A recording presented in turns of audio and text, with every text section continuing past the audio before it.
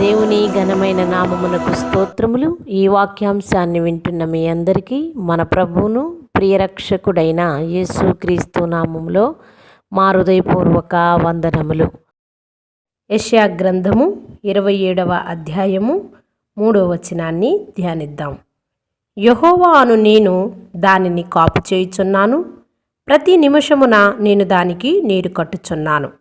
ఎవడునూ దాని మీదకు రాకుండునట్టు దివారాత్రములు దాన్ని కాపాడుచున్నాను. ఆమేన్. యెహోవా మనల్ని కాపాడుతున్నాడు ప్రతి క్షణము.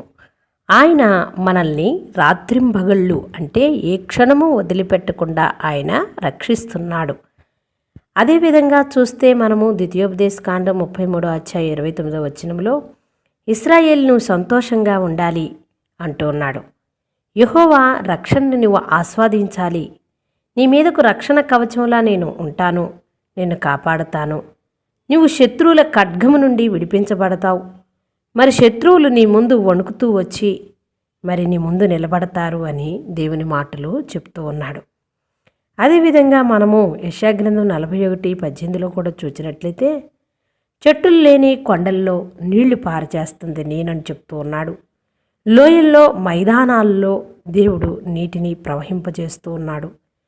మరి ఎడారిల్లో జమ్ము మడుగుల్ని ఆయన సిద్ధం చేశాడు.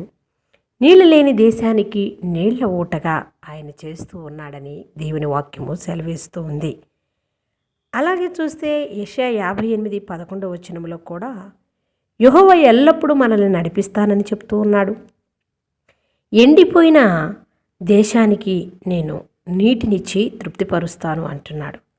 నీ ఎముకలకు సత్తువ కలగజేస్తాను అంటున్నాడు. నిన్ను బాగు చేస్తాను.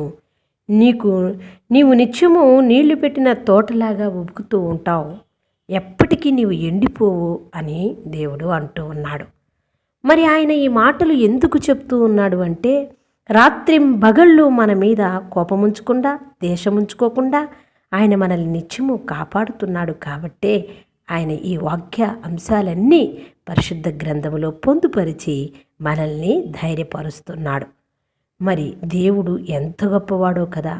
నిత్యము మనల్ని కాపు చేస్తూ కాపాడుతున్న దేవునికి మనము కృతజ్ఞతలు చెల్లిద్దామా? చిన్న ప్రార్థన చేసుకుందాం. మహాపరిశుద్ధుడా, మిక్కిలిగమం ప్రేమించే మా పరలోకపు తండ్రి, నీవు ఎంత గొప్ప దేవుడవో నాయన.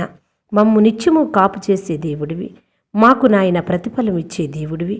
మమ్మల్ని నీరు కట్టి ఎండిపోకుండా సురక్షితంగా కాపాడుతున్నావు అయా. దివారాత్రములు మమ్ము కాపాడుతున్న దేవుడివి. అవును నాయన, ఎండిపోయిన భూములకి నీటినిచ్చేవాడివి, ఎండిన ఎముకలకి సత్తు ఇచ్చేవాడివి. అవును, మా జీవితాలలో ఏ అభివృద్ధి ఎండిపోయినదో, ఏ ఆధ్యాత్మిక స్థితి ఎండిపోయిందో ప్రభువా నాయన నీరు కట్టి ఫలింపు చేసి అభివృద్ధి పరిచి నీలో స్థిరముగా ఉండుటకు సహాయం చేయమని ఈ ఆటంకము కలిగిస్తున్న వాక్య ధ్యానాన్ని కూడా నీవు నాయన మరి ఆటంకము నుంచి మమ్మల్ని విడిపించి నీ యొక్క పరిచర్యను కొనసాగించుటకు మాకు సంపూర్ణమైన బలమును, జ్ఞానమును, బుద్ధిని, వివేచనను దయచేయమని యేసు నామమున ప్రార్థిస్తున్నాం మా పరలోకపు తండ్రి. ఆమేన్.